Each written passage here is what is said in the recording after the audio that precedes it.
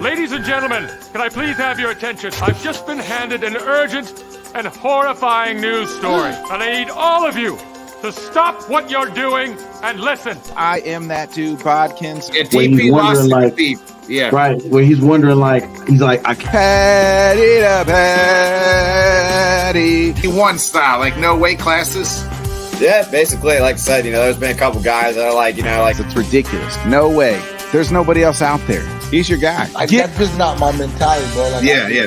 Leave the ladder down. That's my always like, hey, somebody helped you out. Why not help somebody else out? Return. Give a big round of applause for the one and only Bodkins Show. Or bringing Craig Counsell down the interstate in a move unexpected. I had people. I'm going to repeat that again, folks. I didn't stutter. Welcome to the Bodkins Show.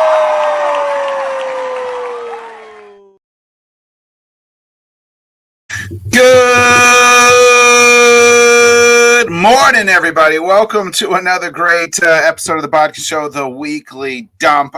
We missed you last week.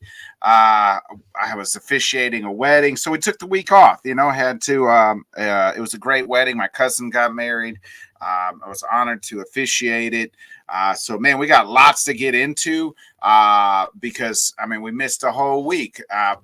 First, let me just start off by, everybody on the internet is always quick to jump to shit. For instance, last night, like everybody's jumping on this like Carson Beck after the bad first half. And everyone's like, are we still watching a number one pick? Is this guy still a first rounder?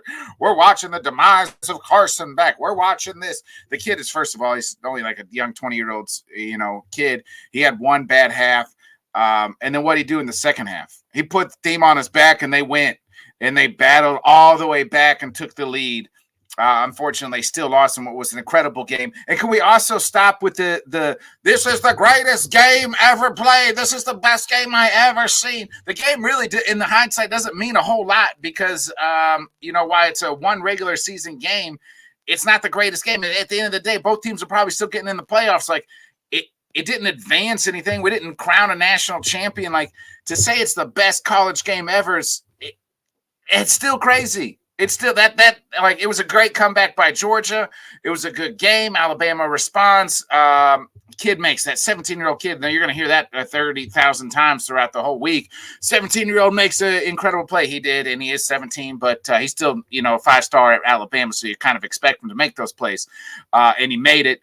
And Alabama wins, but can we stop with just the over exaggeration? Like, man, that was not the greatest game I've ever seen last night. Great game, good game, not the greatest college game ever. I still think Beck's a good quarterback at Georgia. Nobody, why are we trashing somebody after a first half? You know what I mean? It's come on, man.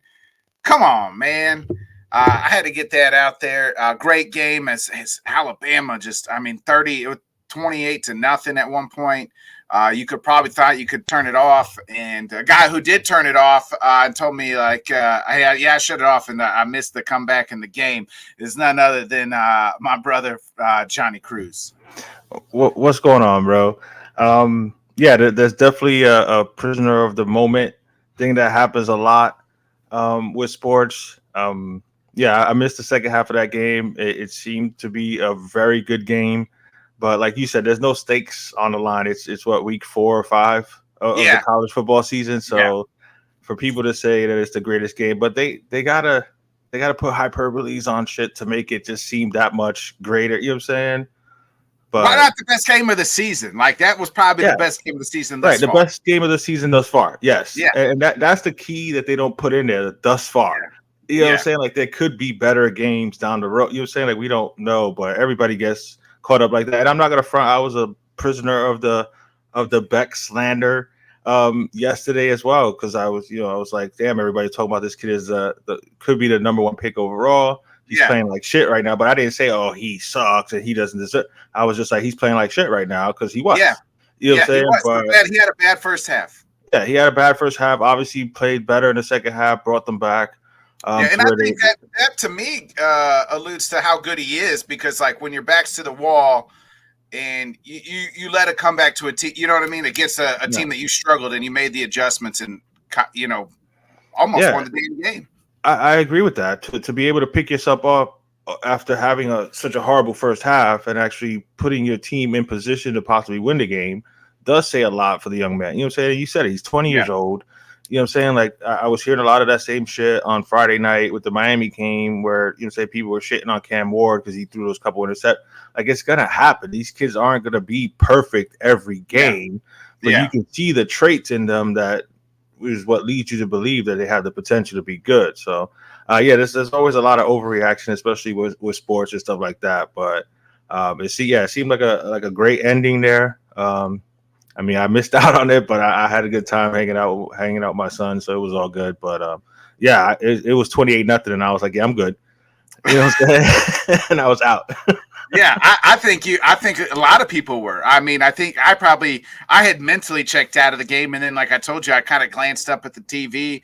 It's a 2-score game. Well, shit, Georgia's got a chance here, right. And then they got a couple stops, a couple touchdowns, took the lead, and then in one play, Milroe throws it up, and it's an incredible play. And the kid makes an incredible. I think Williams is his name.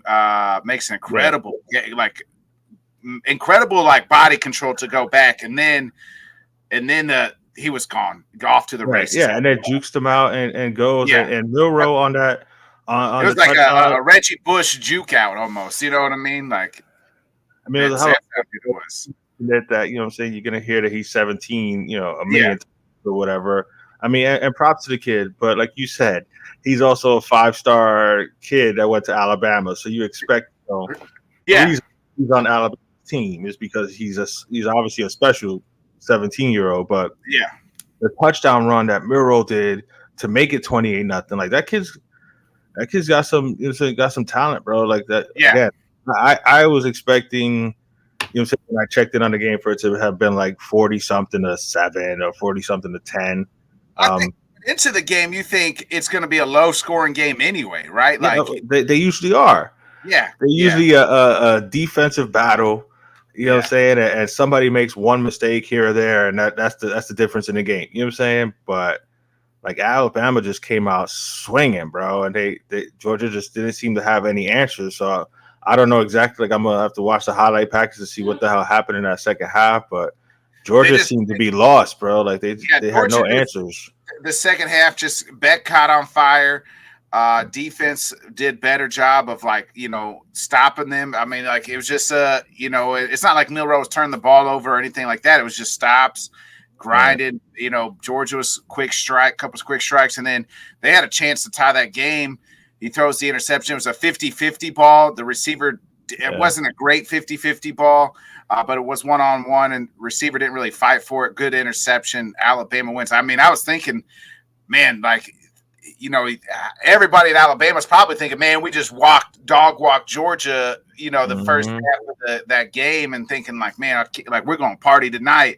And then about halfway through that fourth quarter, their buttholes are getting tighter, tighter than a virgin in his first day in prison. And, then Georgia takes the lead, and then they answer right back, and good on Alabama to answer right back, and that's shows their reserve as well, like their perseverance. Johnny, you mentioned the U game. I texted you kind of before that game. I said this is the type of game the U loses to me, like that prime time special Friday where the only game on, like the last few years. It seems like that's the type of game that they lose to an unranked team in Virginia Tech. They kind of battle it out.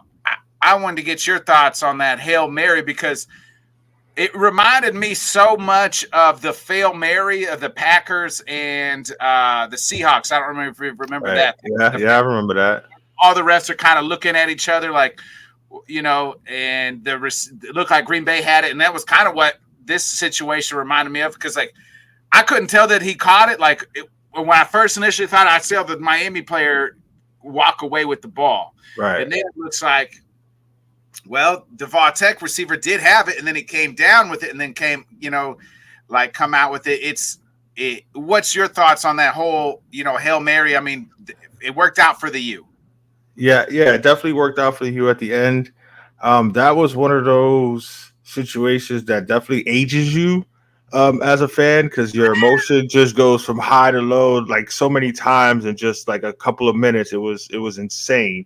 You notice I didn't respond when you sent me that text about this is the game that the U usually loses, because it's true. That's why I didn't want to like think about it or whatever. I was just trying to focus on the game, hope that we, you know what I'm saying? But that final play there, like, the fact that the officials even called it a touchdown just goes to show how bad that officiating was.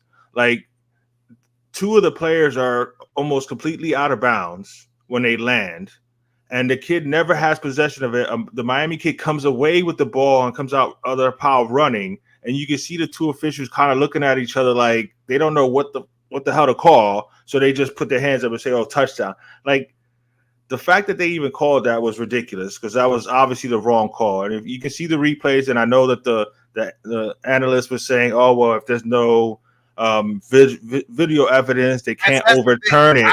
And I get that rule. I get that rule, but the thing is that should have been the call in the first place. Like, it should have been an incomplete pass from jump, and you can still review it. It's the final play of the game. But they tend to go with a play like, you know, calling it a touchdown or a turnover, so that way they have to review it as opposed to just making the right call. So I mean, I know, you know, a lot of Miami haters and everybody could say, "Oh no, that should have been a touchdown. Virginia Tech got robbed." The referees are not pulling for Miami. Trust me. You know what I'm saying? They are not. So for the people saying that, no, they do not want the U to be good. So let's get off of that shit. But I just think it was one of those situations where the crew back in New York or wherever the hell they're watching it from, like, they actually made the right call, regardless of if they had enough visual evidence to overturn the play on the field. Like, there was enough there to see that it was an incomplete pass, because once the Miami kid touches the ball while it's still being juggled, he's out of bounds already. So it's a dead ball. It's an incomplete pass. You know what I'm saying? And the ACC even put out a statement on it or whatever. So, but yeah, the emotion at the time was freaking insane, bro. Because you go from seeing the Miami kid jump up and we think we won, to the referee putting their hands up saying touchdown, and we're like, are we seriously going to get robbed right here? To then they review it, and you see all the replays, and of course the announcers are saying, "Oh, they can't overturn it, they can't overturn it, they can't overturn it." And then the referee even like hesitated for a second too. You know what I'm saying, when he was announcing it. So yeah, the emotion was just insane, but a win is a win, you know what I'm saying? So I'm just glad Miami won that game. But yes, that is the type of game where the last 20 years, yes, Miami loses a freaking game like that against an unranked team. Just like, you know what I'm saying? Just like the Dolphins be doing. So yes, it was. I'm glad the Hurricanes found a way to win that game. And there was a lot of people shitting on Cam Ward because he had a couple of interceptions in that game, but we don't come back in that game. We don't win that game. We're not 5-0 without him. So again, you know what I'm saying? Calm down. But I'm just glad they won that game, because it was insane, bro. Yeah, it was. Yeah, I just had a feeling like when I messaged you, because I think Virginia Tech went down and scored a quick touchdown. I was like, oh, this is the type of game, like, we've seen this before, where the U loses, like, they're the solo primetime game, like, and they found a way to win against one team that didn't find a way to win was Ole Miss. They lose to unranked Kentucky. I mean, Kentucky needs to be ranked now, because I mean, they held Georgia. They barely lost to Georgia, and then they just went into Ole Miss and beat Ole Miss. So maybe Kentucky, maybe people need to stop sleeping on the Wildcats. Yeah, I actually saw the last quarter plus of that game, because that was one of the only games that was actually close yesterday afternoon when I was watching some games. So, yeah, and all I kept thinking about at that time was during that whole thing that was happening was actually the Miami. You know what I'm saying, was like, you know what I'm saying, like, there was so much shit talk about Miami, you know, having a close game with Virginia Tech. Are people going to say the same thing about Ole Miss if they barely beat Kentucky? And then Kentucky came back and beat them, so it was even extra like, well, shit, at least Miami didn't lose. Yeah, you know what I'm saying, Ole Miss to lose that way, that was rough, man. But props to Kentucky, man. They, you know what I'm saying, they played really good defense, and they were just coming out. They were hitting them hard. That was an exciting game there at the end, because I thought Ole Miss was going to pull it out, and Kentucky just made a couple extra plays and was able to pull that one out because the quarterback couldn't do nothing much in the first half. And then, you know what I'm saying, some good deep plays. And then it happens like that in college football where it's like you're not doing nothing for most of the game. And then in those last couple drives, like all of a sudden, boom, boom, boom, a few big plays. And you're like, well, what the hell was this all game? But, you know what I'm saying, they made the plays they needed to make. So props to Kentucky for going to Ole Miss and winning. And they said on the broadcast, like that was the first time since 1978 that Kentucky won at Ole Miss. So props to them. He was what? 15 I was two. I'm not quite Scott, but yeah, I was two. Yeah, I mean 20 to and good for Kentucky, man. And I saw Bob Stoops crowd surfing, so good for them. That's a couple other times should be partying and enjoying that shit, man. Yeah.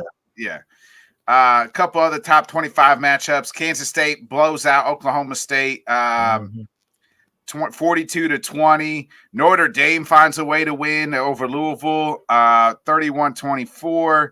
And Penn State throttles beats Illinois 21-7. LSU rolls 42-10. I mean, they beat South Alabama, so it's nothing. Utah falls to Arizona 23-10. Arizona rolled there, and man, I can't wait I need Missouri to hurry up November to roll so we can start gambling. The Buffaloes, Colorado was 14-point dogs over UCF, and they won the other day or yesterday. And what was the other? Oh, Baylor was 10.5-point favorites at home against BYU, who was coming off a big win over Kansas State, and they beat Baylor 34-28. So, man, I'm like, man, I could have took advantage of some sports books I felt like yesterday because some of the dogs that they had won big. Yeah, that's a crazy spread on the Colorado game, especially. I mean, it was 13.5. Yeah, against UCF, and I know Colorado's had their problems, but I don't know where the hell that came from. I know there was some talent on the field. Right. Okay. But I mean, I know the Minnesota-Michigan game came down to some controversial type shit towards the end there. That I guess was a close game. But no, that's the thing. The good thing about college football, and that's part of like what we talked about, earlier, in the season where these preseason rankings and all that shit. Like you don't know which freaking teams are going to be good. You know what I'm saying? So, Utah's a perfect example. They had played well and winds up getting upset to, you know what I'm saying? What did you say? Arizona? Yeah. You know what I'm saying? So, like, I mean, when did Arizona become a powerhouse in football? You know what I'm saying? So, and I think Utah was like top 10, no? Yeah, they were number 10. Number 10. Yeah. So, I mean, come on, man. But it's still a long season. And again, with the 12-team playoff now, like it's not the same as years before where one loss doesn't just completely derail your season. Yeah. Georgia's not their season's not derailed. If they're playing in the national championship game in January, I don't think anybody would be surprised, and we'd forget about this greatest game ever between Georgia and Alabama yesterday. Yeah, that's how great it is. We forget about that shit by January. Yeah, you know what I mean. Like that's the truth. And they could play two more times. They could play in that playoff game, and they could play off. And they could play in the SEC title game too. Yeah, so yeah. So but no, the SEC season is gonna be fun, bro. With Texas in there now. Yeah. You know what I'm saying? So it's gonna be interesting to see what happens. Texas, Arch Manning. Yeah. Looks pretty good or whatever. So it'll be interesting. He played good yesterday and they win. Do you go back to Ewers, right? Like, I mean, I would think. I mean, I think you kind of have to, you know what I'm saying? I guess I'm old school that way where I don't think an injury should cost you your job. You know what I'm saying? And I don't know. I guess if he was not to say perfect, because you're not gonna be perfect as a quarterback, but if he was just like completely like just slaying people and just, like an obvious upgrade, then it just goes to show like what the hell were you guys seeing in camp that you didn't, you know what I'm saying? But they probably want to have loyalty to the, to the higher classmen in Ewers. So I think they do go back to him. Because Arch, I think, has already said that he's gonna come back next year anyway. Yeah. You know what I'm saying? So there's not like any type of, they don't have to worry about him, bouncing in the transfer portal or anything like that. Like, you know what I'm saying? The Mannings obviously have money. He ain't worried about it. You know what I'm saying? He knows he's going to get drafted, so he's going to stay put in Texas and wait his turn out.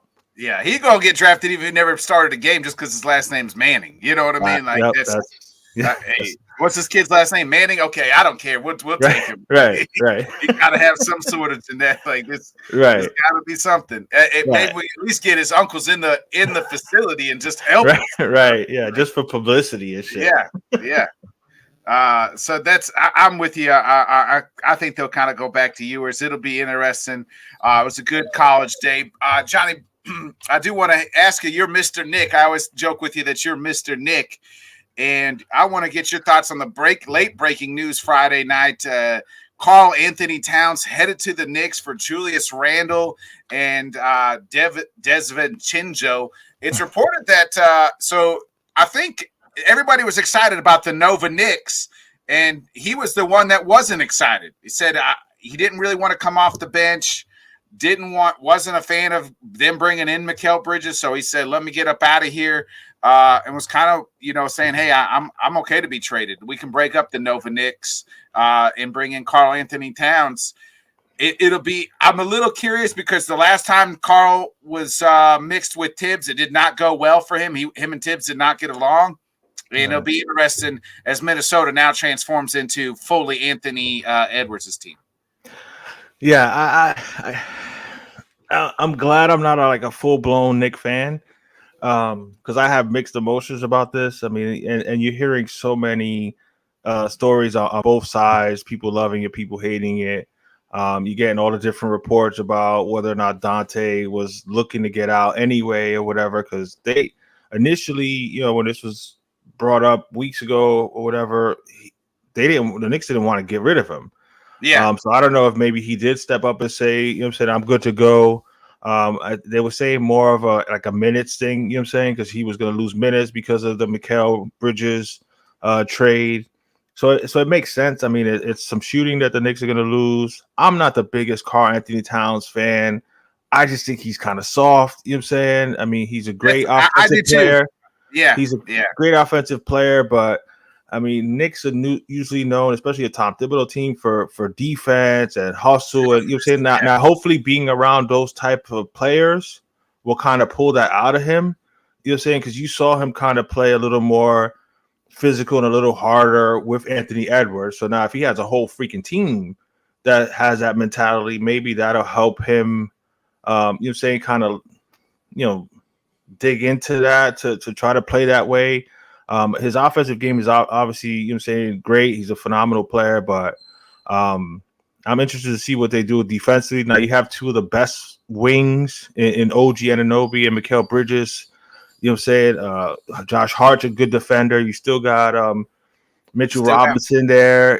Robinson is hurt though, and they've said like, and that's the thing too. Is like, so they don't know. I mean, there's just talk that they may make another trade to get another center or whatever, so you can play Cat sometimes at the 4. So it's gonna be interesting to see. I mean, they definitely needed an offensive push. To kind of help, because they needed some more offensive players because they couldn't just be all 3-point. Heavy with these guys. Grit. Right, and be all grit. Randall's Randall's good, but he's such a the ball stops when it goes in his hands. Where when he's not in there, there's so much more ball movement, even player movement. Guys are moving around a lot. When he gets the ball, he just dribble, and then hopefully he makes a shot or he passes it out late for a 3. Yeah, he dumps it to the back hole, and then it's right. And he did a better job. At least in the beginning of the season before he got hurt, where they, they had the good chemistry on offense or whatever. But I mean, it's definitely an upgrade. He's Cat's a couple years younger. And this kid is coming off of the injury, so I get it.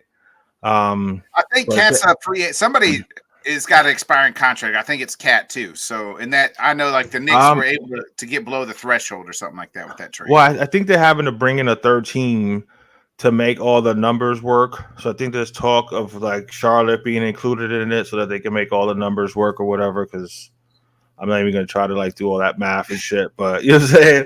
They got to make all those numbers work for it to fit under the different aprons and all that shit. Like I'm not even trying to front like I'm some type of capologist or whatever, but they'll make it happen. I would assume if they're bringing him in, it's probably to either extend him or I think he has more than 1 year left. I think it was Randall that actually had the options or whatever. Okay. And that could have been why that could have been another reason why they got rid of him was because like everybody else, Mikal and OG, like they all agreed to kind of take those contracts, you know what I'm saying, for the long term of their teams. There was some reports that Randall was like, yeah, no, I don't want to hear that shit. I want my money. So that could have been part of it too. But this has been talked about for several months. So it finally got done, but I'm going to be anxious to see how they do on the defensive side of the ball. Like I said, I like Cat's offensive game. I'm just not the biggest fan of him, especially being 7 foot tall. Like, show me some grit, bro. You know what I'm saying? Like, you don't have to be the toughest, well, you know what I'm saying, motherfucker out there, but don't be the softest. You know what I'm saying? Especially if you're that big and you're playing down low. You know what I'm saying? Which he never plays down low much. You know what I'm saying? So we'll see what happens. Hopefully he doesn't crack under the New York, you know what I'm saying? Because you know how the New York pressure be. Oh, yeah. So, yeah. Hopefully he doesn't crack under that shit. It'll be interesting. Do you think like this pushes the Knicks to the top of the East? Like, no. It's still Boston. I think it's still Boston. Like, I'm not one to, you know what I'm saying? Like, I think they can compete with Boston if everybody stays healthy. And we come from the Ric Flair, to be the man, you got to beat the man. Facts. You know what I'm saying? Absolutely. I'm one of those. You know what I'm saying? Which is why I get shit from a lot of Dolphin fans because I still give Buffalo their due. But you know what I'm saying? Until we beat them, you know what I'm saying, we can't say shit. You know what I'm saying? So until somebody beats Boston, I'm not gonna say that up there, but they're definitely they should be a top 4 team. They definitely have the talent to compete.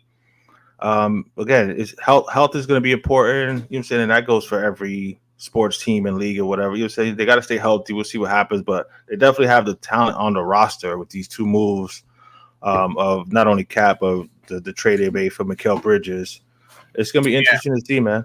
Like I'm not the biggest Knicks fan. I know you teased me about that shit, but I'm definitely going to be paying more attention to them. I mean, I like Brunson and the way they were playing anyway, and I was excited about Mikal Bridges and the whole Villanova shit. I like Dante, you know what I'm saying? Yeah. It was a nice story or whatever, but I could see him wanting more, you know what I'm saying? Like, he may be cool with his boys or whatever, but if it's going to mean that he only plays 10, 12 minutes, then I could see him being like, yeah, I'd rather go to somewhere else where I can get 20-something minutes and, you know what I'm saying, bring his value up so he can get a better contract or whatever. And not for nothing, but I mean, I think he'll play well off of Anthony Edwards in Minnesota. So good luck to him and stuff. But I'm anxious to see if these Knicks could actually do something besides just be hyped up. It seems like that's the Knicks, though, right? When the expectations are the all-time high, right? You know? But they've never had a Jalen Brunson. You know what I'm saying? Like he well, yeah, but don't get me started. Then you got all the, you know what I'm saying? All the Knicks people that may actually like me right now won't like me if I say what I gotta say about Patrick Ewing. But I like Patrick Ewing. He was a great player, but he never came through in the clutch. You know what I'm saying? When they needed him, you know what I'm saying? Late in the fourth quarter, and that's why I mean it's hard with big men unless you're an Akeem or a Kareem Abdul-Jabbar where you have that go-to move, or if you're just a Shaq where you're just too big for everybody else. Like, I like Patrick Ewing, but he was more of a jump shooter. You know what I'm saying? I mean, he played with his back to the basket or whatever, but he was more, he had that mid-range jump shot, you know what I'm saying, like a Karl Malone. You know what I'm saying? If that shot don't fall, you know what I'm saying, you're done. And being a big guy, you need to be fed the ball. So, but I like Patrick Ewing, whatever, so I'm not even going to, you know what I'm saying, pull on that thread or whatever. But Jalen Brunson is a legit star. You know what I'm saying? Like, he's a great offensive player. I wish he was a little bit bigger. You know what I'm saying? I wish I was a little bit taller. You know what I'm saying? But I wish I was taller. Right. You know what I'm saying? But he's a thick kid. And I think the extra weapons on the team is going to take some of that pressure He's a off leader. of him. That's one thing. He's definitely a leader. He's a quiet dude.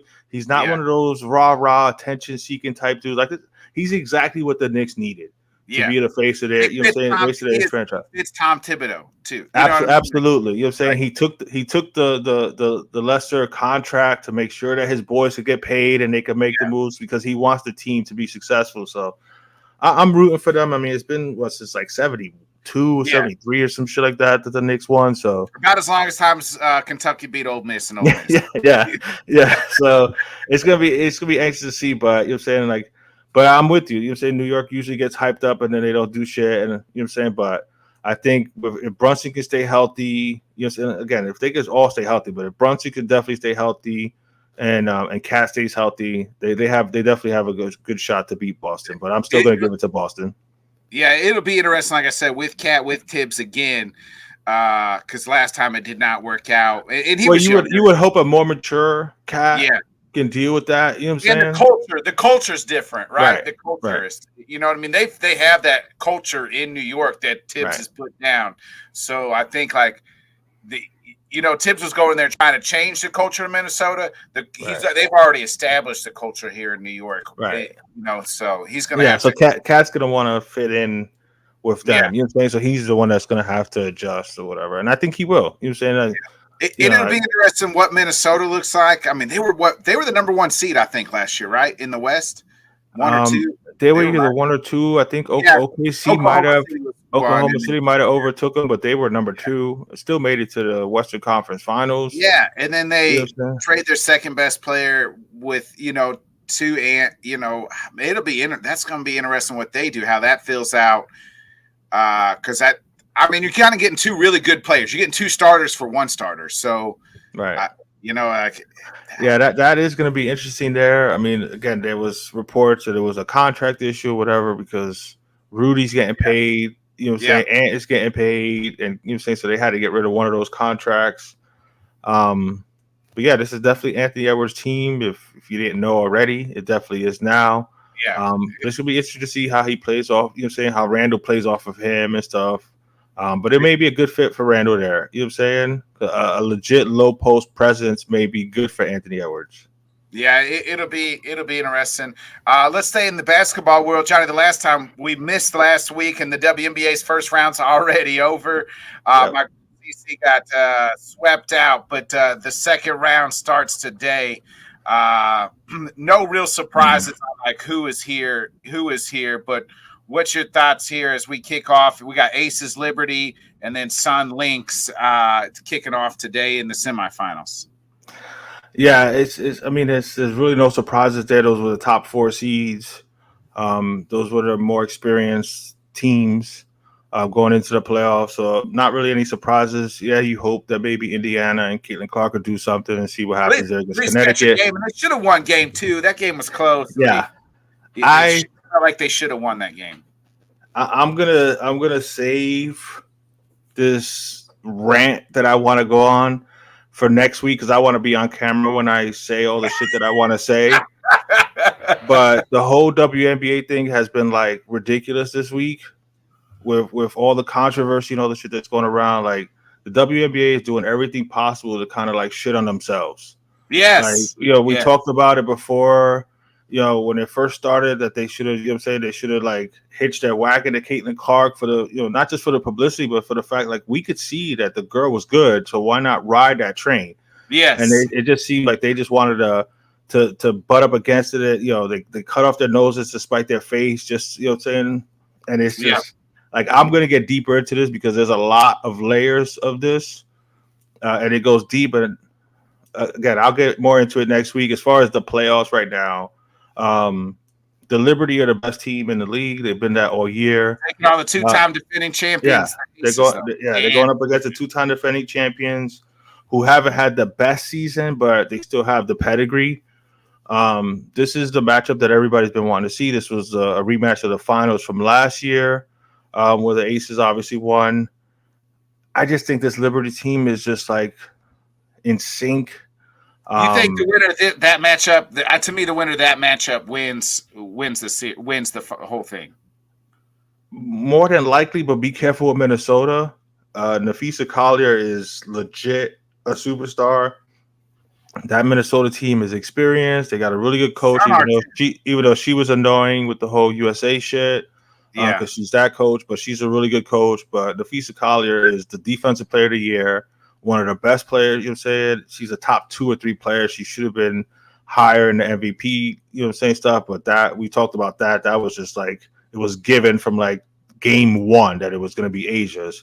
But anyway, Minnesota's scary. So that's going to be interesting to see what happens there.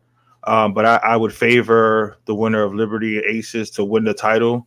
But it should be some really good games. I know there's been a lot of talk about the ratings going down because Caitlin's not there. And I'm sure there is going to be some impact on that. The ratings, well, I don't think it's just because she's not there. It's because where you're positioned at. You know what I mean? Like you're starting your games on Sunday. What's the middle of football season?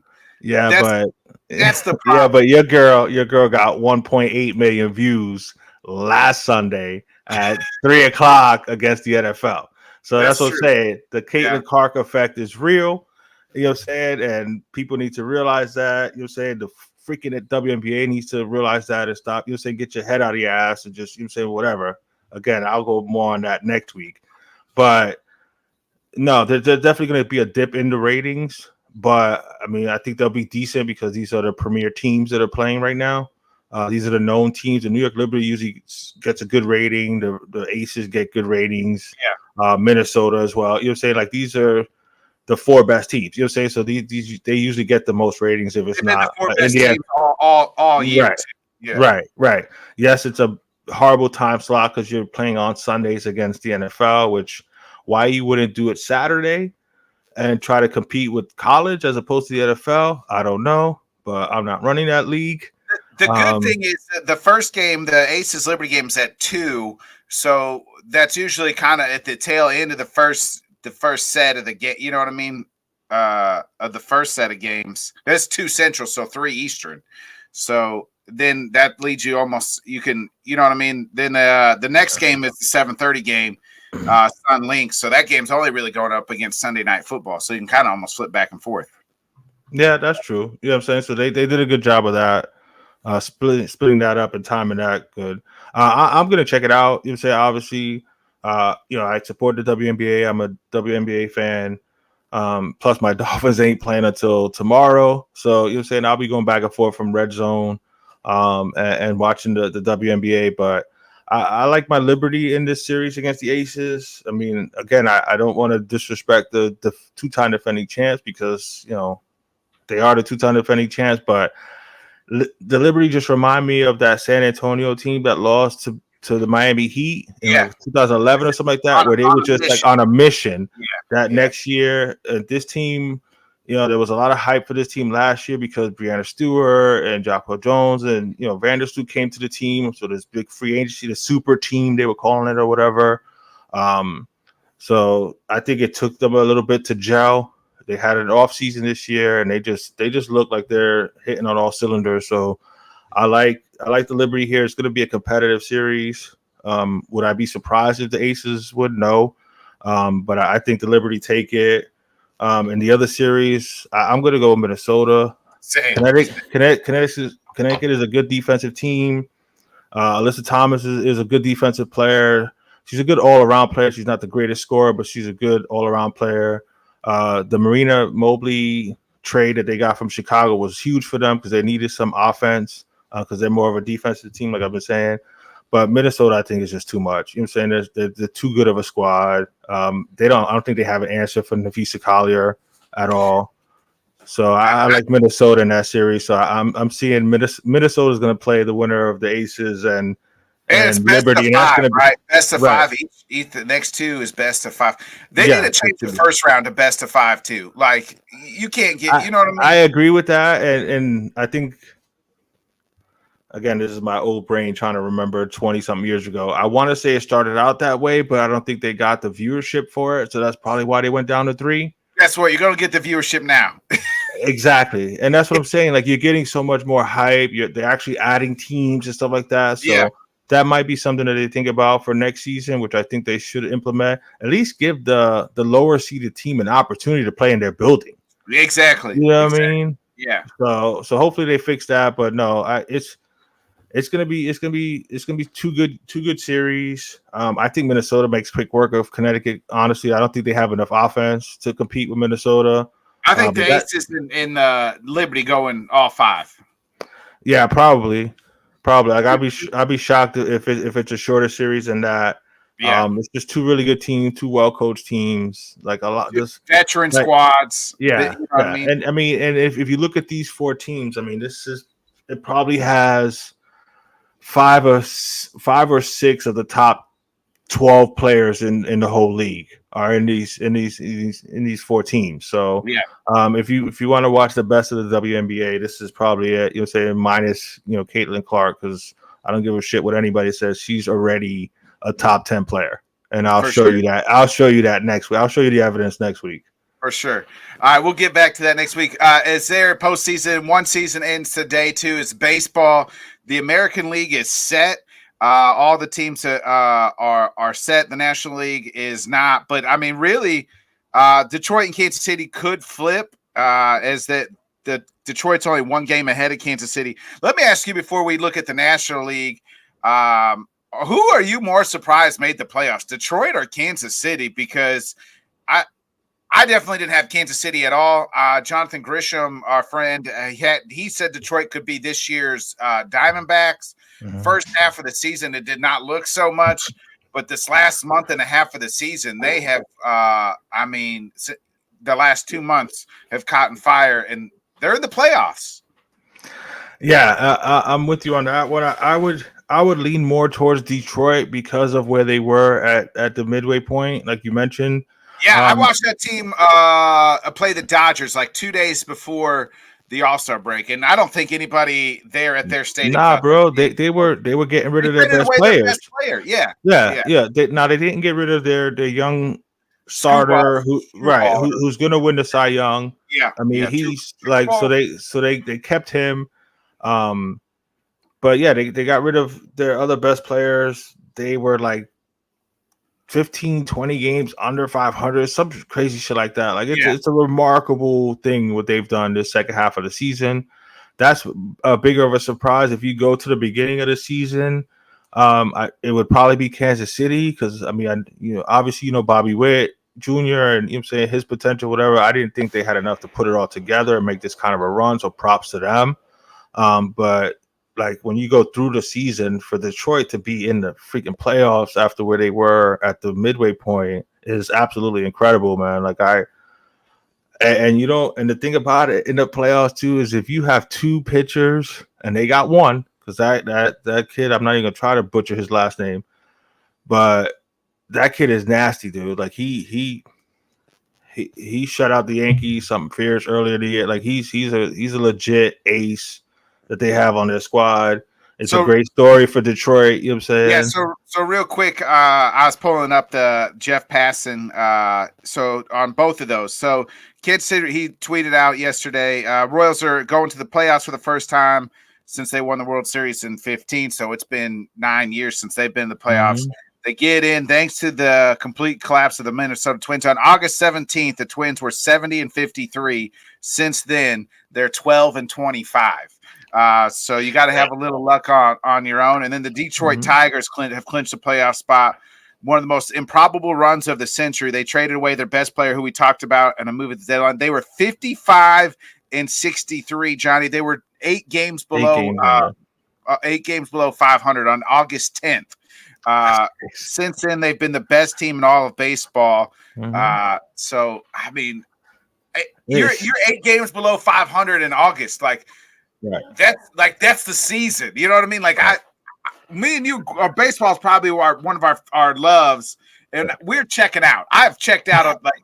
You know what I mean? Like, we're 8 games below 500. I'm checked out, especially in August. Shit, I'm probably checked out in June if we're 8 games below 500 at that point in time.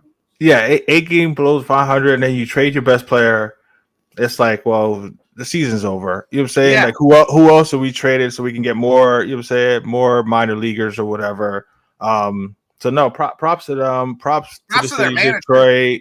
Props to their manager. We talked a lot about with Sam too, like the Guardians manager should be the manager of the year. But shit, the Royals, I think it's Mike Matheny is their manager, and I don't know who the Tigers manager is, but they very well could have made a case for them. All three of them could be AL manager of the year. And who would have thought that AL Central would have 3 damn teams in the playoffs? That's even more like that's even wild.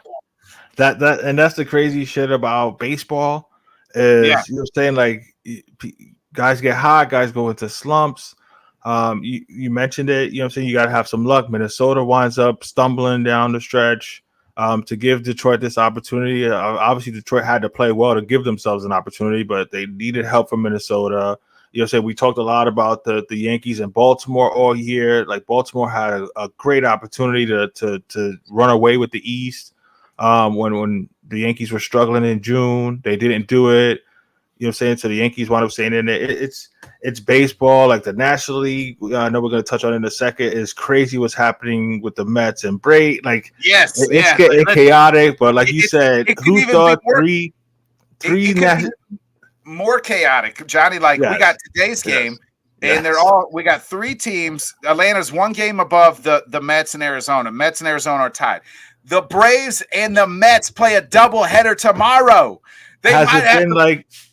Is it already like definite that they're gonna have to play those games? Yeah, because it's a makeup game. It's a makeup game. So they already. Yeah, I know, but there were scenarios where they might not need to play them if like things fell right. So I guess they didn't fall right. So they're gonna have to play a doubleheader on Monday. That's crazy, yo. They got to play the doubleheader on Monday. What if they're both? What if that ties? One could knock out the other, or what if they're tied? Then they might have to play another damn game, the tiebreaker game to figure out who the team is to get into the playoffs. Oh shit! I want to say that there's an odd. I want to say there's an odd number of games like that they play, so that it might go to like some type of tiebreaker, even if the record are the same. Maybe. But I'm not sure. I'm not sure on that. Don't quote me on that. But holy like just having to play the doubleheader on Monday sucks. Like, don't they have to turn around and play on Tuesday? Tuesday to play the playoff. Yeah. So yeah, man, like that's a crazy scenario. The Mets had every opportunity to sew this up, and it just seems like they just can't. With Atlanta is just their boogeyman, bro, for real. Like Atlanta just is that like they got that team.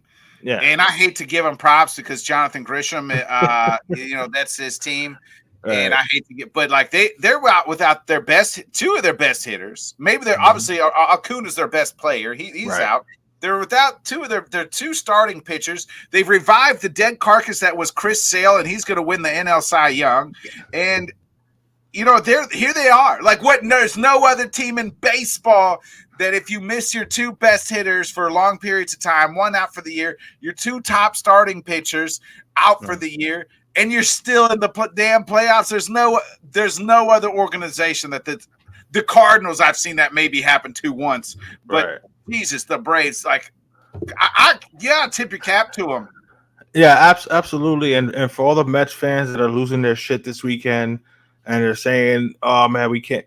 Like at least you guys were left for dead too at one point, though. The Mets right? You know what I'm saying? Like it was a hell of a run. The team gave you something to cheer for these last couple of months because you guys thought that the season was pretty much over a couple months ago. So it's a great story what the Mets are doing. It's still not over. You still got a few more games with them. Arizona's still the defending National League champion. Like they are tied with the Mets. So there's still an opportunity for the Mets, but. Even deeper than that, you're saying like, yeah, you're getting owned by Atlanta, but at least you can take some solace in knowing that you ain't the only one. You know what I'm saying? Like Atlanta is just like that organization. You know what I'm saying? Like I'm with you as far as, you know what I'm saying? Like I love Jonathan, but I don't want to give him more of a swollen head that he already has. You know what I'm saying? But that freaking franchise, bro, like they know how to do their shit. You know what I'm saying? From top to bottom, all their minor leagues, all their development teams, like they know how to develop their players, they know how to draft their players, And like you said, for them to have their two best hitters and two best pitchers out, and they're still competing for a playoff spot is absolutely ridiculous. So props to the Braves for what they're doing. The Braves are playing the Royals, who got a win today. I mean, I know they clinched the playoffs, but they're trying to get that one extra game. The Mets are playing the Brewers, who have everything locked up, but lost to them last night. Who's there? And then they got the double header. The Diamondbacks are playing the Padres, who've won two of the last games. So they got them today. Man, this is when baseball is so interesting. And then, like I said, the doubleheader tomorrow. So the Mets are playing in Milwaukee, got to fly to Atlanta. Then they'll have the doubleheader, and then obviously Tuesday starts the wild card. And who are they going to have to play in the wild card? Please tell me they don't have to go all the way to play San Diego or the Dodgers. Or the Dodgers probably got the bye. I don't know. The Dodgers probably got the bye. They probably have a top two record in the National League. But that's crazy, dude. Well, I mean, if you're Mets fans, get your fill in now of, you're saying you're going to have a lot of baseball over these next, 30-something hours. I mean, it could be over, though. It could be over if the Diamondbacks win and they lose out to the next 3 games. Right. Yeah, so like it starts with today. Like the Mets got to find a way to win a game in Milwaukee, man. I mean, didn't they lose like walk-off fashion last night too? Yeah, Milwaukee. Yeah. So if today, if all the teams held up, Philly and the Dodgers have a bye, so the Mets would have to turn around and play the Brewers again. So fly back to Milwaukee from Atlanta. Atlanta goes to San Diego. Oof. Kansas City, Houston, Detroit, Baltimore, with the Guardians and the Yankees having the first round bye. Yeah, so I mean, it's not a good situation for the Mets or the Braves, quite honestly, because to have to play a doubleheader on Monday and then have to fly either in the middle of the country or all the way to the other side of the country for the next day's game is crazy. But you know what I'm saying? I mean, you don't want to put yourselves in this type of situation. And you got to throw out your best pitchers in that doubleheader, right? Because you ain't got nothing. If you don't have anything clinched, then you're really setting yourself up in a short series. Right. I think it's best of 3 that wild card. So then you're really setting yourself up short. You know what I mean? As far as matchups wise. Yeah, that's a totally effed up situation all the way around. But yeah, you have to find a way to win those 2 games in Atlanta, so you can't even look ahead. You know, so you got to throw everything you have at trying to sweep that doubleheader. I mean, but again, it's like you got to find a way to win today's fucking game, bro. Yeah, you got to worry about tomorrow. You got to worry about today. Right. Yeah, you got to find a way to win a game today, man. So.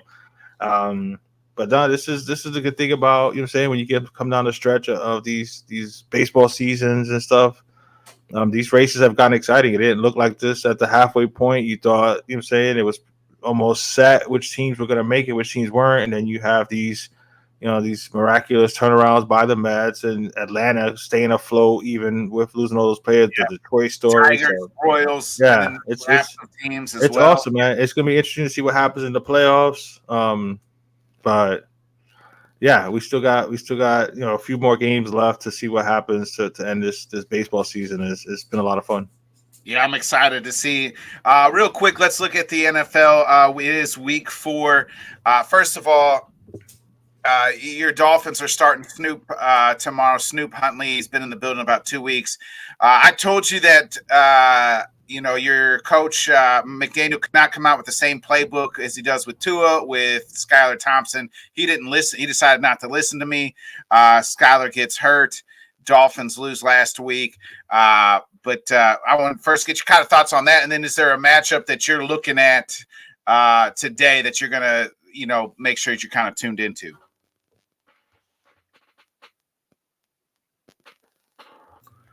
It was very disheartening to see what happened in Seattle last week, to be quite honest. We talked about it. I'm disappointed in Mike McDaniel. I'm disappointed in the whole freaking team because they played like shit in Seattle. Very disappointed to see that Skyler was. I wasn't expecting him to be this superstar, great player, but 3 years in the system, you'd think that he'd have, some type of understanding and be able to like just at least run the plays. Like they had issues calling plays, they had issues lining up. He was scared to let the ball go. Like it was just horrible. And you hit it on the head too with the whole game plan. Like Mike McDaniel went in there with a game plan thinking, okay, Skyler could run the same shit that Tua can run, which is the craziest thing that I can't believe that he had that mindset where he actually thought Skyler could run the same offense that Tua can. Yeah. And that's a little disheartening because you're supposed to be this guru coach. That's worrisome to me. Can you not adjust? Because if you can't adjust, you're not going to last. Good coaches. I've been listening to Mike Lombardi on the GM Shuffle, and he's give Matt LaFleur a lot of credit. He said good coaches go in on Tuesday and they say, "How are we going to win this game?" Right. Last week was last week's game plan. We got to go in with this new team. How are we going to win today? Okay, Skyler does this. He should be. You know what I mean? He don't do this. Well, okay, we're not going to do these things. All right. Well, how are we going to win? Okay, we're going to run the ball. We're going to have to do this. Keep it close. Hopefully get some. And the crazy thing is that that's what that's what we're all saying they need to do is run the ball, protect this young quarterback. You can't have the same game plan as for the coaches not to know that. Yeah, I said, it's a little worrisome. You know what I'm saying? Well, then that's because where ego comes in. Well, my plays will work. My plays will work no matter. Right. You know what I mean? Well, and the shit is that the plays were there. You just didn't have the right guy to fucking make the play. So exactly. That's the problem. That's the problem. Right. So it doesn't matter if you drew up the best play that was wide open if you don't have a guy that can get him the fucking ball. So that's where you need to adjust your game plan to what the players can do. And that's all we've been hearing this week with Snoop Huntley. So hopefully he realized, oh shit, not everybody can run this fucking offense. So you do have to adjust. So I hope he learned his lesson. I wasn't expecting them to win in Seattle. I just wasn't expecting them to look that bad. Yeah. You're saying that looked horrible. You know what I'm saying? So I'm I'm a Mike McDaniel fan. I want him to be successful, not just because I want the Dolphins to be good, but I want this team to have some continuity. I was glad that he got the extension. I like his style. You know what I'm saying? His offensive mind, but you have to be able to adjust to who you have on your team. You know what I'm saying? And that's just basic coaching 101. You know what I'm saying? So if he can't adjust to this, it's worrisome. So I'm hoping that there's a better game plan, you know what I'm saying, for Tyler Huntley going up against the Titans tomorrow night. I'm going to be anxious to see what happens there, but that Seattle game was extremely disheartening all the way around, bro. All the way around. There's good coaches and then there's good play callers. And there's, you know what I mean? There's you can be it's hard to be both, and you can be both, but some of them are just good play callers and not good coaches. Just looking at today's games, the games I'm really kind of going to be obviously outside of my Packers game, a couple games that I'm interested in really just kind of sitting down watching is going to be the Eagles-Bucks game. Both of those are 2-1. I think my Packers games, obviously, because Jordan Love is back, and then even the afternoon game, Bills-Ravens tonight's games. I think that's to me the two kind of marquee games on this on today's slate. What about you? Yeah, I'm with you on that one. I definitely want to Saints check out. Falcons is interesting to me too. Actually, I take that. Yeah, that one should be good. We're gonna see what the Saints are all about after coming down to earth. Yeah, last week, traveling an in-division game against the Falcons. That's gonna be interesting to see. I'm interested to see, just because of what he's doing. I want to see what Justin Fields in Pittsburgh does. Not that I expect it to be a good game, but I'm interested to see what he, if he continues to play well with Pittsburgh. The same thing for Washington with Jaden Daniels. You know what I'm saying? I'm interested to see what he does going on the road to Arizona. He balled out on Monday. Yeah, he did. Yeah. Is Justin Herbert playing with that Kansas City LA game? He is playing. He is playing. Probably shouldn't play though. yeah, so we're gonna get our first crack at watching to see what Jim Harbaugh can do against the Chiefs. It's in LA, even though that means absolutely nothing for LA teams because they have no home field advantage. But yeah, the Buffalo Ravens one, like that's I think honestly the best two games on the slate. The Philly Bucks game is an interesting one, but I think your Packers, Minnesota, and the Buffalo Baltimore game are probably the two best games on the slate. And of course we say that, but it's the NFL, so like a bunch of these games could be like really good, fun, entertaining games or whatever. But as on paper, like those seem to be two of the more competitive games. You know what I'm saying, with top teams. So it's gonna be interesting to see what happens there. Yeah, and we'll react to all the games tonight at 7 Central, 8 Eastern. You can catch it right here. Johnny, let's move into we didn't do we're back, and for our movie review, your brief movie review. Before you give yours, so before I forget, because I get lost after listening to you ramble about your movies for 30 minutes, I did watch the documentary, the Vince McMahon documentary on Netflix. I don't know if you've caught that yet. It is pretty good. So if you're a non-wrestling fan, I would encourage you to watch it. But as a wrestling fan, I don't think it told us anything new that we didn't already know. As a wrestling fan, there's a bunch of already documentaries that kind of go inside with all this stuff. I don't think that we learned as a wrestling, like I'm a wrestling fan, obviously. So I watch a lot of documentaries and things like that. I don't know if I came away like, oh, I didn't know that, or, oh, that's something new. We all already kind of knew that Vince McMahon was just a kind of a piece of shit human being, and how he ran things and that type of stuff. So I don't think I didn't come away where I was like, oh my God, that's so fucking, something new. Pretty much, I think it had been summed up. It's a good series. I think it's like 6 episodes, about an hour long each episode. Pretty good. It's decent. I encourage anybody that just isn't a wrestling fan to watch it, to learn, and it's entertaining. But if you're a wrestling fan, you're like, oh, I want to learn something new, you could probably not waste your time. So. Okay. Yeah, so that's something I'll definitely check out. Like you mentioned, you being in that world. Yeah. It was nothing earth-shattering to you. No. About it. But the people that don't consume it like you do, it'll be some interesting shit to watch. So I want to say my wife, like, she's all into documentary and shit. I want to say she started watching it, or she's gonna watch it or something like that. So I may check it out with her. I started the first 2 episodes of the Monsters, the Melendez twins. Okay. The first 2 is pretty good. It's the same dude who did the Jeffrey Dahmer. Right. That came out last year, and that was good. So we wanted to watch this one. The first 2 episodes have been pretty good. So cool. Go ahead and tell us about Terminator Zero, an animated TV show on Netflix. It is in Japanese, so you're gonna have to watch it in subtitles if you want to check it out. But it's an anime form, very, very good animation, really good quality. It looks really good, very graphic.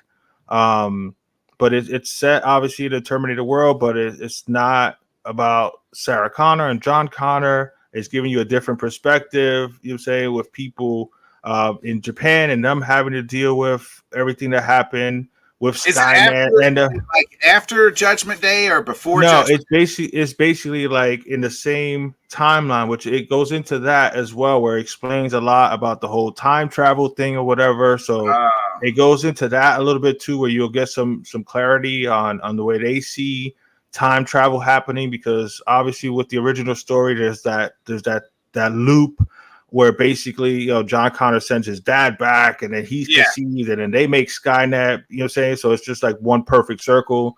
This is like a different interpretation of how time travel works or whatever. So, but the story is really good. You're going to get invested with the characters.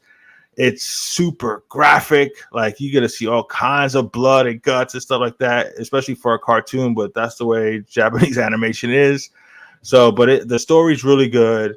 The animation is really good. Again, you're gonna have to deal with subtitles, but I'm not the biggest fan of that either. But I actually really enjoyed it. So definitely check it out. Terminator Zero, like I said, is very graphic. But the animation is really good. The story's really good. Like I said, you're gonna get invested in the characters. They're gonna make you care about these people that you're watching or whatever. So you're gonna get invested in that, and it's Terminator shit. So it's always good when you got, you know what I'm saying, the robots or whatever, and they come out with some cool new shit. You know what I'm saying? So it's not just the same regurgitated story. You know what I'm saying? It's a completely different story or whatever, but it's really cool.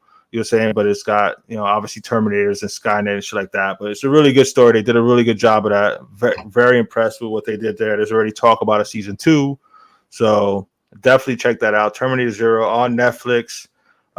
It's definitely worth a watch. If you're a Terminator fan, you definitely want to check it out. Especially, you know, we talked about it, you know, 2 weeks ago. T2 is our favorite sequel. Yeah.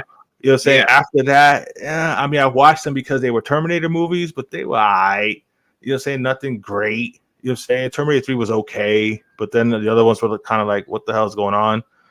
This is actually a nice cleanse. If you're a Terminator fan and you want something new, but still understand it, obviously, because it's a Terminator story. It was really good, man. Really well done. And you could do so much more with animation as opposed to live action. So it was really cool what they did here. I would definitely recommend it. I'll check it out. I probably not because the subtitle thing, but if you can push past that, you'll enjoy it. If you're a Terminator fan, you're gonna enjoy it, bro. Okay. Like I said, it really made you like you get invested in these players and in these people on the show. So 2 weeks ago, I reviewed the album, the legendary LL Cool J, and I enjoyed that album. I still listen to it. So also another legend, a country legend, another that George Strait put out an album. I don't remember the last time he put out an album, but it is out now. It's called Cowboys and Dreamers. It's your typical good George Strait album. You know, it's a lot of good, just, you know, good country music. I kind of give it about a 3 out of 5. You know, so it's if you're a fan of George Strait, you'll be a fan of this album pretty much. Okay. Real quick, I didn't rate the Terminator one. I would probably give it a 3.5 out of 5. Like I said, it's something new, something fresh. So I enjoyed it. I didn't touch on this maybe because I didn't I forgot about it when we were talking about college football. But is Norville, is he going to live to see Monday when you lose 42-16 to SMU? What's it? I don't know. And being down here in Florida, being a Hurricane fan, you love to see it because Florida State fans love to talk shit. So it could have happened to a better school than Florida State. You know what I'm saying? But I don't know how he survives, bro. Like they didn't want SMU in the ACC, and then they go up against SMU, and then SMU beat them 42-16. Right? Yeah, embarrasses them, and it's, I don't know how he survives if it continues on like this. Like, I know they were undefeated last year, and there's been a lot of talk, but like this is a complete collapse from one year to another. There's been a lot of talk about them not doing very well in the portal this past offseason, which clearly they haven't. Or is he just not, you know, are they not listening to him for him to, you know what I'm saying? Is he not being able to rally the troops? I don't know what's going on, but that's the one thing about college. Those boosters don't give a shit. They'll put up the money. They'll put up the money to pay you out and get the coaches out of there. So I don't see how he survives it, but it's gonna be interesting to see what happens over these next couple weeks. I can't remember. I think it was Jimbo Fisher, right? He had a huge buyout, and they bought him out. Yeah, and he had won a national title. He every team was competitive. It's just the shit is that in college football, like you lose 1 or 2 games. I think Norville title like 80 million or something. It's insane. It's gonna be crazy because he just got it like a year or 2 ago. You know what I'm saying? Like he just got the extension. You know what I'm saying? So it's crazy. But I'm like, go ahead and fire me. I'll sit at home with 80 million. Hell yeah, dude. Hell yeah. Not have to deal with this bullshit. Yeah, I'll go home and chill with the 80 million or whatever. And then I'll just go coach PE or something at some high school and just maybe coach high school. It happens a lot in college too, because a lot of these, especially these blue blood, you know, type of schools where they just feel that they are supposed to be this top tier school. You're not supposed to lose a game or 2, bro. It happens. You say not every team is going to be Alabama or Georgia, and even they lose a game. They lose the game, right? Well, even Alabama had their down years after, you know what I mean, before Nick Saban got there. Right. Absolutely. You know what I mean? They did. You know what I'm saying? So it happens. You know what I'm saying? Not everybody's gonna stay up top forever, but a lot of these schools think that, a lot of the boosters think that of their schools or whatever. So I would be surprised if he lasts another week or two, but it's gonna be interesting to see. Maybe they just want him to have to like deal with this bullshit. But it's not looking good. It's not looking that much better up in Gainesville either. But no, Florida State is a complete mess, bro. And it's crazy how they were, you know what I mean, where they They were are. undefeated last year. They were undefeated last year. You know what I'm saying? In my opinion, should have had an opportunity to play in the playoffs because, you know what I'm saying, you go undefeated in the ACC, you should. But no, how quickly you know what I'm saying?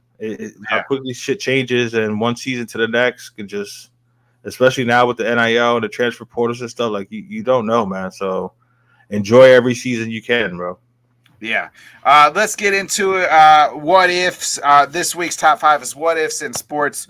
I did mainly injuries because this was inspired by Derrick Rose, who retired this year, or retired this week, should I say. Man, and he's on my list. So I'll go into more about that. But Derrick was just so much fun to watch when he was in his prime. So much fun. Mm-hmm. My daughter's middle name is Rose because of Derrick Rose. As a Bulls fan, and just like the type of person he was, how he carried himself on and off the court. And it's sad to see, what happened to his career, but he, and we'll get into that a little bit later. But that was so I did what ifs, mainly injuries. I don't know if that's how you took it, but I went the same route. Okay. So what's your number 5 what if injury in sports? My number 5 is Brandon Roy, the guard for the Portland Trailblazers, rookie of the year 2007, 3-time All-Star in his first 4 seasons, and of course the dreaded, blown out knee. He didn't have, he was like didn't have cartilage in one knee and had multiple surgeries, but his career was just like that was just gone. He was a dude too. Yes. Yeah, he was a stud. He looked like a great up and coming player for Portland. Yeah. And then just like that, bro, you have that one injury. He wound up having to have multiple surgeries on the same knee, and props to him. He didn't want to keep on doing it. You know what I'm saying? Like there's some guys that just keep on going under the knife, just trying to. And he, after those few surgeries or whatever, he tried to come back or whatever, and he didn't make it, but. He looked like he was a budding star, and to see him go out like that on the knee, that sucked. But and it was so sudden and quick, bro. Yeah, that's a good one. Mine is actually Drew Bledsoe. What if Drew Bledsoe never got hurt? What if Mo Lewis doesn't put Drew Bledsoe's lights out? That's a good one. Like what if Drew? You know what I mean? Like obviously Drew leads into Tom Brady, and that leads into 20 years of the GOAT. Like how does that play out? You know what I mean? We never had heard of Tom Brady. It's not like they were on Tom Brady or talking about Tom Brady. Drew Bledsoe led that team to a Super Bowl a couple of years prior to that. Right. Yeah, no, that's a really good one. I mean, my Dolphins were still going to be garbage, but maybe they wouldn't have been dominated by New England for 20 years if Mo doesn't knock out Drew like that. I want to say I remember watching that game. Yeah, it was like a Sunday and night just thinking, oh shit, like he got knocked, and who the fuck is this guy? But you know what I'm saying, he winds up, becoming being dominant for the next fucking 20 years or whatever. Yeah. But no, that's a really good one there. What's your number 4? My number 4 is, you just mentioned it, your boy Derrick Rose. One of the most electric players I had ever seen, especially at the point guard position, because I know you got Russell Westbrook and John Morant, but that's what I'm saying. Like you have those guys now. Like Derrick Rose was the first point guard that I saw play like he played. He was so quick. He had the 1 year in Memphis, and there was so much hype for him. I was a Jordan fan, so I mean I wasn't like a pure Bulls fan, but I enjoyed watching the Bulls, so I was happy that they got themselves a player. I was excited to watch him. Hometown kid, wins the MVP, the youngest ever to win the MVP, and then boom, just like that again. That's the scary part about basketball and about any sport. You know what I'm saying? Like that one injury could just and he's had a great career. He seems like a good dude. Was on the Knicks for a bit. Obviously, Tom Thibodeau connection, but yeah, his injury was just that was heartbreaking because there was like his ceiling was just like I can't imagine what this kid could possibly do. You know what I'm saying? And he was one of those. He didn't want to team up with a bunch of people. You know what I'm saying? He was like, nah, I'm not gonna be out there. You know, saying recruiting people. You know what I'm saying? If you want to come play with me, come play with me. If not, whatever. You know what I'm saying? Not like the other people that just want to team up and, you know what I'm saying, make those super teams. He wanted to go against those teams. So, yeah, Derrick Rose is my number 4. He could have been higher, too, but I got him at 4. Yeah. No, that's my number 4 is Len Bias. I know it's not an injury. It's a death. Yeah. But, I mean, he was going to go to Boston. Like, with Larry Bird. With Larry Bird, Kevin McHale, and all the Jeez. Yeah. I know it's not an injury, it's a death, but I went there anyway because like Len Bias was one of the best basketball players coming out of college. Obviously, kind of cocaine overdose. Man, he was so good at Maryland, and to join Boston, like that's the thing. Like what he was gonna be, he was like a Dominic Wilkins-esque. Type I mean, they were put. I mean, there was, you know, they were talking about the battles with Dominique and his battles with Michael Jordan. Like what could have been. That's a really good one. I mean, that could have been way higher. Yeah, I didn't think of that one because I was leaning more towards injury because you know, said we talked about Derrick Rose. Yeah, so I went that way. I didn't think about it, but that's a great one. Honestly, that's a great what if on that one there. What's your number 3? My number 3, I'm going off the page here a little bit, but I'm going to go with Monica Seles. Monica Seles was one of the greatest tennis players ever. She was the youngest French Open winner at 16 years old. She had 8 titles before she turned 20. And then in a match against Steffi Graf, another great, phenomenal tennis player, she was stabbed by a fan of Steffi Graf, an obsessed fan of Steffi Graf, who wanted to take her out so that Steffi Graf could, you know, go on to win. And her career was never the same after that. She wound up winning a title years later or whatever, but she was dominant, and she was so much, and it was so much fun to see a little kid like just balling out like that in the late, you know, the early 90s or whatever. It was awesome. But Monica Seles is my number 3 what if, because if that doesn't happen, that psycho doesn't stab her, God only knows how many records she could have broken. Yeah, my number 3 is Mario Lemieux in the Lynch-Hopkins disease. He retired kind of twice. And had to come back and came back from that injury. And now what would have been like had he not had that disease and was able to continuously play? Like where would he rank at the all-time greats? He's already right up there as, you know, one of the top 15 players probably in our lifetime. Right. You know, so had that not happened, so Mario Lemieux was my number 3.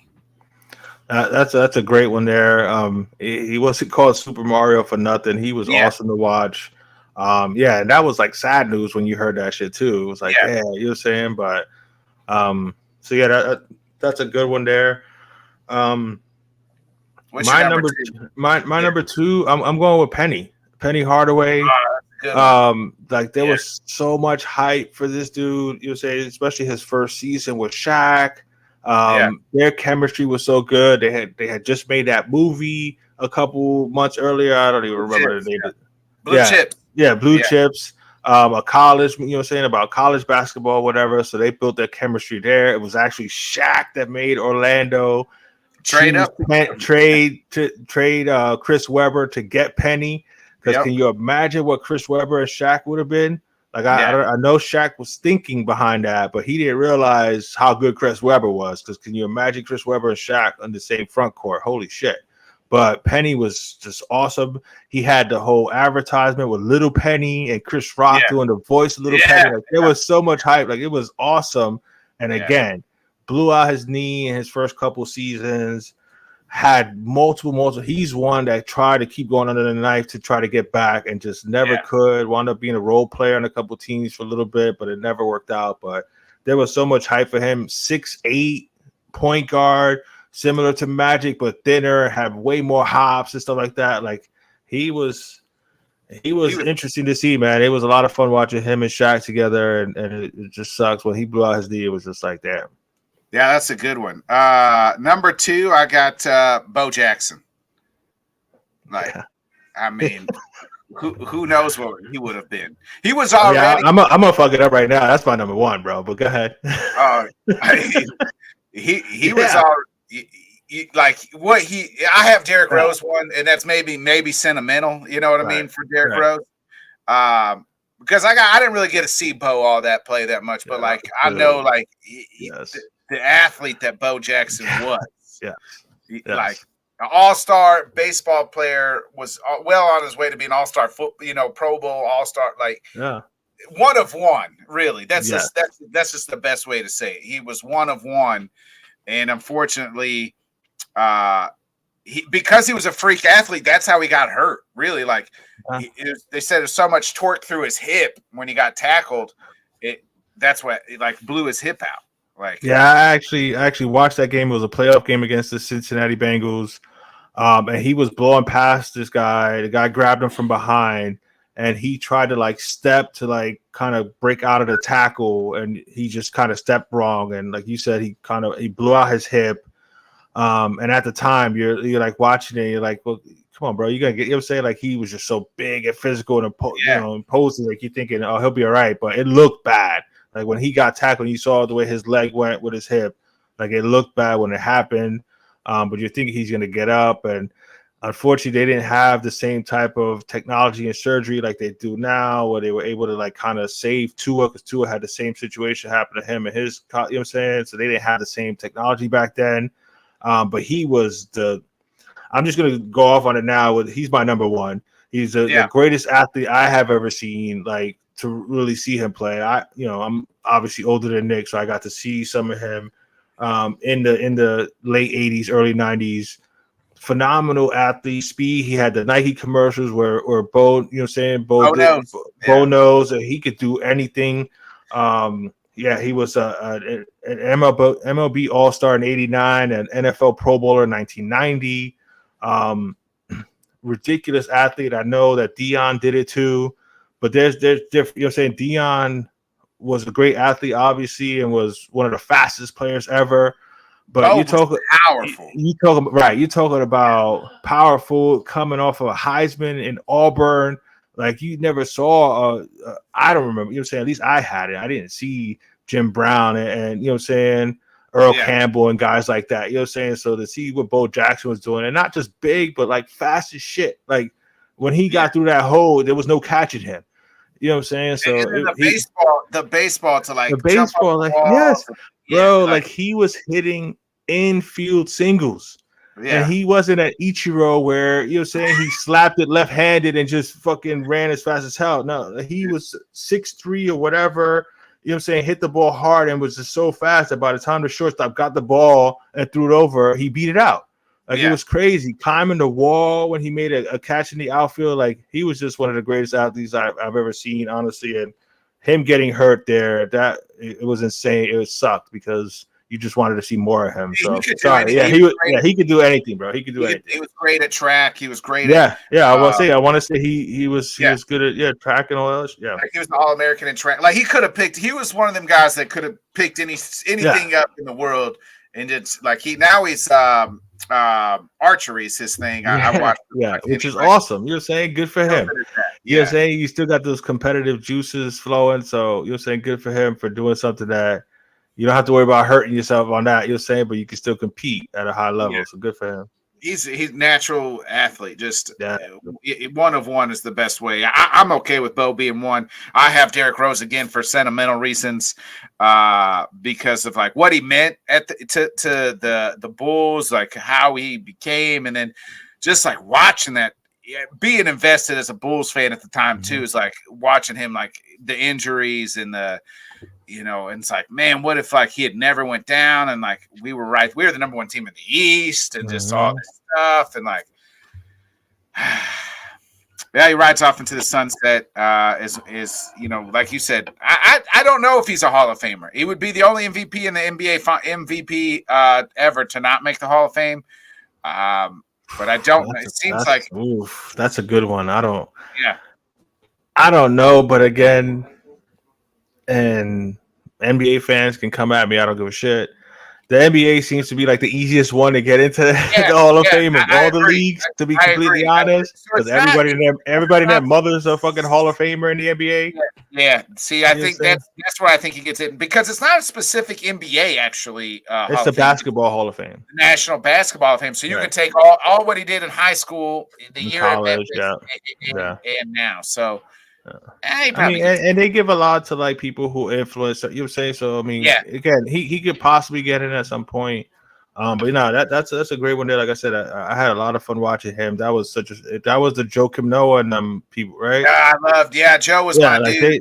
That was a gritty, tough squad. Again, and I loved his temperament with the whole. No, I don't want to team up with. You know what I'm saying? Like he wanted to compete against and then he stayed healthy. Jimmy Butler was there at the time. Like he wasn't the today, but like but can you imagine? Right, he was coming. So can you imagine his development next to a healthy Derrick Rose? Because Derrick Rose wasn't the type of star to like hold somebody back. No, you know what I'm saying. So I'm sure he would have embraced Jimmy's stardom if Jimmy would. You know what I'm saying? Like, oh my god, like that Chicago team would have been legit, dude.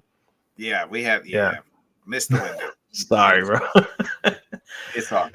Some honorable mentions. I almost threw Grant Hill on there. Yeah, I was thinking that Grant Hill was one of the best players. Had an ankle injury right before he went to Orlando to team up with T-Mac, and that was like, oh my god, there was so much excitement down here in Florida when that happened. So that was interesting. Your boys, Kerry Wood and Mark Pryor.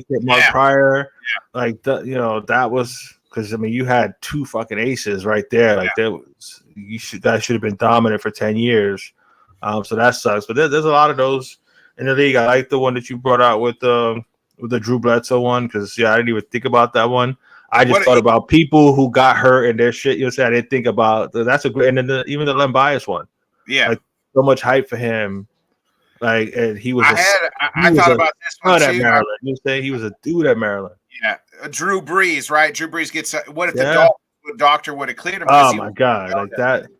Him and Saban would have teamed up in Miami. Yeah, I know. So thanks for not putting that on your top 5. So I didn't have to, even though I think about that shit. Like it's sad how often I think about it.